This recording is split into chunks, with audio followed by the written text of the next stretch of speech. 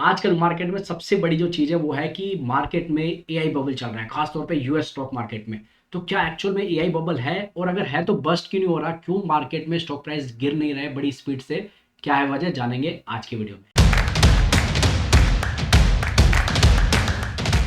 नमस्कार दोस्तों, स्वागत है आपका अपने चैनल इन्वेस्टर में। दोस्तों, मैं इस वीडियो में आपके सामने कुछ फैक्ट्स एंड फिगर के साथ जो मीडिया स्ट्रीम्स में न्यूज़ चल रही है उनके साथ आपके कुछ डॉट्स को कनेक्ट करना चाहता हूं और बताना चाहता हूं कि मार्केट में एआई बबल है कि नहीं, और अगर है तो बस्ट क्यों नहीं कर रहा, और अगर एक्चुअल में एआई बबल है और वो बस्ट होने वाला है तो क्या आप कर सकते हैं, कैसे अपनी इन्वेस्टमेंट्स को ग्रो कर सकते हैं ऐसे डिफरेंट टाइम्स में भी।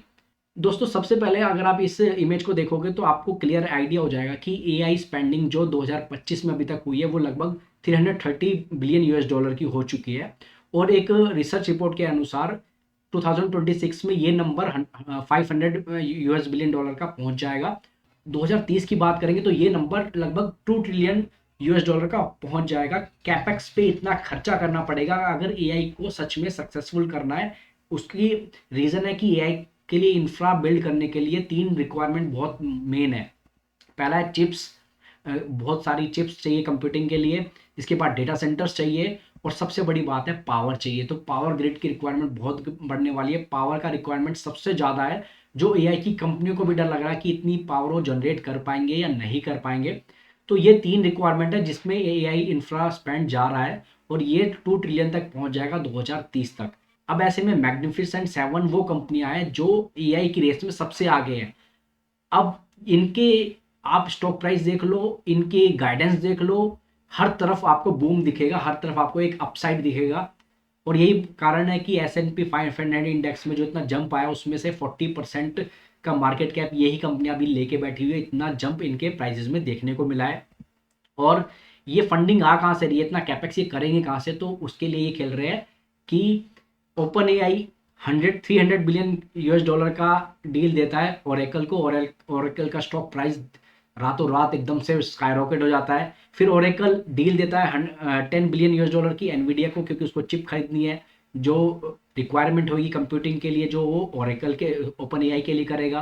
फिर एनवीडिया इन्वेस्ट करता है 100 billion US dollar open AI में। इसका मतलब राम ने शाम को पैसे दिए, शाम ने भरत को पैसे दिए, और भरत ने वापस से पैसे राम को दे दिए। तो ये सर्कुलर फंडिंग चल रही है, जो मीडिया स्ट्रीम में ये काफ़ी पॉपुलर है कि सर्कुलर फंडिंग के जरिए स्टॉक प्राइजेस को बढ़ाया जा रहा है, पंप किया जा रहा है। इसलिए जो खेमा इस बात को सपोर्ट कर रहा है कि एआई बबल सच में एग्जिस्ट कर रहा है, वो इसी बात को कह रहे हैं कि एक्चुअल में वैल्यूएशन इतने स्काई रॉकेट नहीं होने चाहिए। और एआई स्पेंड में सबसे बड़ी दिक्कत ये है कि जिस हिसाब से कैपेक्स बढ़ रहा है, जिस स्पीड में बढ़ रहा है, in that same speed revenue stream नहीं आ रहा, रेवेन्यू उतना स्पीड से नहीं बढ़ रहा है। और यही डर है बड़े बड़े इकोनॉमिस्ट को, बड़े बड़े मार्केट एक्सपर्ट को, कि अगर रेवेन्यू नहीं आया तो फिर दिक्कत हो सकती है। और ये जो डील्स की वजह से प्राइस बढ़ रहा है, इसको याद किया जा रहा है कि सेम इस तरह का डॉट कॉम बबल के टाइम पे भी हुआ था। और इन डील्स की वजह से ओपन एआई इतनी डील दे रहा है इन डिफरेंट कंपनीज को कि अभी के उसके वैल्यूएशन लगभग 1 ट्रिलियन यूएस डॉलर के हो चुके हैं अगर 2027 में उसको लिस्ट होना है। अब डील्स की वजह से जो स्टॉक प्राइस में बूम आ रहा है, इसको बोल रहे हैं कि ये तो clear cut dot com bubble का टाइम है। और डॉट कॉम बबल में भी ऐसा ही हुआ था कि डील्स की अनाउंसमेंट हो रही थी, डॉट कॉम नाम जिस कंपनी में लग रहा था उसका स्टॉक प्राइस रॉकेट कर रहा था। लेकिन मैं यहाँ पर डिफर करूंगा कि डॉट कॉम बबल के टाइम पे आई बॉल्स का खेल था, क्लिक्स का खेल था, उसके कोई रेवेन्यू नहीं था, फंडामेंटल कुछ उतने स्ट्रॉन्ग नहीं थे जो कंपनियां उस टाइम पे बूम कर रही थी। लेकिन यहाँ पर मैग्निफिसेंट 7 बूम कर रहे हैं, उनका क्रैश होने के चांस बहुत कम है। हाँ, ये बात सही है कि रेवेन्यू उतना स्पीड से आएगा कि नहीं, इस पे क्वेश्चन मार्क लग सकता है। लेकिन रेवेन्यू जनरेट ये कंपनियां कर रही है, स्पीड बहुत स्लो है as compare to the capex speed. अब जो इतनी फंडिंग होनी है, ये फंडिंग आएगी कहाँ से, तो एक तो सर्कुलर फंडिंग हो रही है, दूसरा ये एआई कंपनियां क्या कर रही है कि डेट ले रही है अपनी बैलेंस शीट पे। और ये डेट अगर लेंडर्स को लगा कि रेवेन्यू उतनी स्पीड से नहीं आएगा तो फिर ये डेट देने में दिक्कत हो सकती है, रीपे करने में दिक्कत हो सकती है कंपनियों को। और एक और बात है, हमें बोला जा रहा है कि एआई की वजह से एफिशिएंसी आएगी और एआई रिवॉल्यूशन लेके आ जाएगा, और जॉब्स वर्कफोर्स की उतनी रिक्वायरमेंट नहीं रहेगी। और हम देख रहे हैं कि हमारे सामने कोई ना कोई कंपनी बड़ी मैग्निफिसेंट 7 से कोई ना कोई कंपनी अनाउंस कर रही है कि हम इतने हज़ार इंप्लॉयज़ निकाल देंगे, हम इतने हज़ार इंप्लॉयज़ निकाल दिए हैं। इंडिया में टीसीएस जैसी कंपनी ने कुछ इंप्लॉयज़ निकाले हैं। फिर अभी अमेजन का आ रहा है कि 14,000 एम्प्लॉयज़ वो निकालेगा। तो अगर एम्प्लॉयज़ इतनी स्पीड से निकलेंगे तो कस्टमर कौन होगा एआई सर्विसेज का? तो ये भी एक क्वेश्चन मार्क है कि रेवेन्यू आपको चाहिए कि रेवेन्यू बढ़ेगा, लेकिन वो रेवेन्यू किन कस्टमर से लेंगे जब जॉब्स इतनी स्पीड से गिर जाएंगी। और ऐसे में इन्फ्लेशन के भी बढ़ने के बहुत ज़्यादा आसार माने जा रहे हैं। तो ये कुछ दिक्कतें हैं जो एआई के जो बोल रहे हैं कि यही बबल है, उस खेमे के लोग ये सपोर्ट कर रहे हैं कि जॉब लॉस इतनी स्पीड से हो रहा है, रेवेन्यू आ नहीं रहा है, तो ये सब।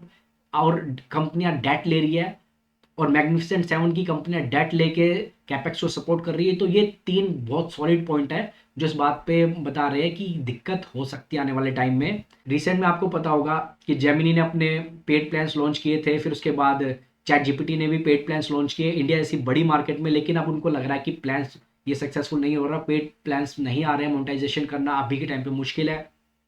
और जो ये इनके एआई मॉडल्स है उनको चाहिए डेटा ताकि वो अपने आप को ट्रेन कर सके। तो इन्होंने फ्री प्लान्स एक के बाद एक कंपनियों ने अनाउंस कर दिए, 1 year plan, 18 months free plan. India जैसी कंट्री जहाँ पर पॉपुलेशन बहुत ज़्यादा है तो वो यहाँ पर फ्री प्लान्स ले रहे हैं। तो इनकम रेवेन्यू स्ट्रीम तो और अभी हाल फिलहाल में 1 साल में कुछ आता ज़्यादा दिख नहीं रहा है। अब कल परसों में जब ये वीडियो बन रहा है 6 नवंबर को, दो बड़ी न्यूज़ निकल के आई है। पहली कि डॉइचे बैंक को डर लग रहा है कि जो डेटा सेंटर्स में उसने इतना इन्वेस्टमेंट किया हुआ है वहाँ पर अगर कुछ एआई बस्ट हो गया तो उनका जो लैंडिंग बिजनेस है उसको बहुत बड़ी हिट लग सकती है। इसलिए वो किसी ना किसी तरह इसको हैच करना चाहते हैं, एआई के स्टॉक्स का बास्केट को शॉर्ट कर दें या क्या कर दें। तो ये भी न्यूज़ मीडिया में चल रही है। और दूसरी सबसे बड़ी न्यूज़ ये है कि ओपन एआई, जो भी स्टार्टिंग में हमने दिखाया था कि कैसे सर्कुलर फंडिंग के बीच में और डील्स के सबसे बीच में ओपन एआई का नाम बार बार निकल के आ रहा है। तो ओपन एआई सब कंपनी को डील दे रहा है। लास्ट में ओपन एआई को खुद डर लगने लगा है कि जो ये इतनी फाइनेंसिंग करनी पड़ रही है एआई कैपेक्स के लिए, उनको इंफ्रा बिल्ड करने के लिए, तो ऐसा ना हो कि ये अपने लोन्स को रिक्वायरमेंट को मीट ना कर पाए और वहां पर डिफॉल्ट कर जाए। तो वो अब फेडरल गवर्नमेंट के पास जा रहे हैं कि आप हमें गारंटी दो कि आप हमारी ये इन्वेस्टमेंट है इसको सपोर्ट करोगे। और रीजन क्या डायरेक्टली इनडायरेक्टली बताया जा रहा है कि ये एक नेशनल सिक्योरिटी इशू है, क्योंकि it's not just about magnificent seven to get success in AI race, it's about US versus China. जो स्पीड में पहले आगे निकल जाएगा तो फिर वो मल्टीफोल्ड स्पीड जिसकी आगे फिर बढ़ती जाएगी और पिछली दूसरी कंट्री उसको कभी भी टच नहीं कर पाएगी पहली कंपनी को, जो भी इस रेस में आगे निकल जाएगा। तो ये इस तरह से इसको बनाया जा रहा है कि अगर एआई फेल होता है, यूएस नहीं आगे निकल आ पाता है, तो फिर यूएस चाइना से बहुत पीछे रह जाएगा, क्योंकि चाइना बहुत ही सस्ते कैपेक्स पे एआई के बूम को राइड कर रहा है, जबकि यूएस में ये बहुत ज़्यादा कैपेक्स हैवी होता जा रहा है एआई का स्पेंड। और अब आपको ऐसा लगेगा कि अगर इतना सब कुछ हो रहा है, मीडिया में ये सब न्यूज़ है, तो मार्केट क्रैश क्यों नहीं कर रहा है? तो मार्केट क्रैश इसलिए नहीं कर रहा है क्योंकि 1 डेढ़ साल तक सबको वेट करना है कि रेवेन्यू आएगा, मेरे करण अर्जुन आएंगे, सबको वेट करना है। उस वेट में जो बार बार डील्स का अनाउंसमेंट हो रहा है उसमें स्टॉक प्राइस एकदम स्काई रॉकेट हो जा रहे हैं। तो किसी को भी इस रैली को मिस नहीं करना कि जब क्रैश करेगा तो हम एकदम से निकल जाएंगे। अभी के टाइम पे तो इस रैली को एंजॉय करो। तो किसी को पता नहीं है कि 6 महीने लगेंगे, 8 महीने लगेंगे या 1 साल लग जाएगा, लेकिन 1 डेढ़ साल के पेशेंस के बाद फिर जो लेंडर्स है जिन्होंने इनको फंडिंग दे रखी है उनका ट्रस्ट थोड़ा सा हिलेगा, जो इन्वेस्टर है जिन्होंने इन्वेस्ट किया हुआ उनका ट्रस्ट हिलेगा। और ये कंपनियां अपने आप में भी क्वेश्चन मार्क लगाएगी कि जो हमने इतना कैपेक्स किया है इसका कुछ भी फ्रूटफुल नहीं दिख रहा है। ऐसा नहीं है कि गूगल रातों रात बर्बाद हो जाएगा या अमेजन बर्बाद हो जाएगा, लेकिन जैसे कि मेटावर्स के केस में हुआ था 3-4 साल पहले, मेटावर्स वर्ड बहुत बजिंग था और हर कंपनी, एप्पल, माइक्रोसॉफ्ट और फेसबुक ने तो नाम ही चेंज कर दिया था कि मेटा रख दिया था। इतना कैपेक्स उन्होंने किया था, बाद में फिर उनको उसको लॉस में कन्वर्ट करना पड़ा, कैपेक्स को कुछ भी वहां से फ्रूटफुल नहीं निकल गया है। सेम अब ये एआई है, लेकिन एआई के टाइम पे रेवेन्यू आ रहा है, वो दिख रहा है और लोगों को इसका यूज केस भी समझ में आ रहा है। सिर्फ ये है कि रेवेन्यू कितना आएगा, लेंडर्स कब तक भरोसा करेंगे, डेट जो इतना बैलेंस शीट पे आ रहा है वो दिक्कत में है, जॉब लॉसेज जो उसकी वजह से हो रहा है, तो कस्टमर कहाँ से आएंगे।